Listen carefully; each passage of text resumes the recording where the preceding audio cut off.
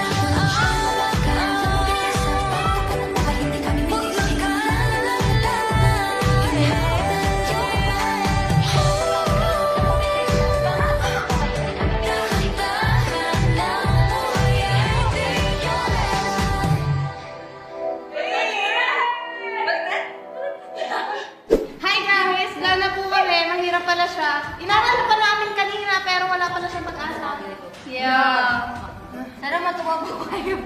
Sana masaya naman kayo doon. Si Joanna lang nag-enjoy sa akin. Yung nahirapan. Lahat. Tinulak na ako nito. Mahirap siya guys kasi sa sayaw namin maraming nangyayari. Hindi lang siya palagi sabay-sabay. Madaming elements, madaming textures. Tsaka lang lahat ng part nasa gitna. Hindi ano, So, mahirap yung karera. Si ate ko rin, Magpapalit ng si ate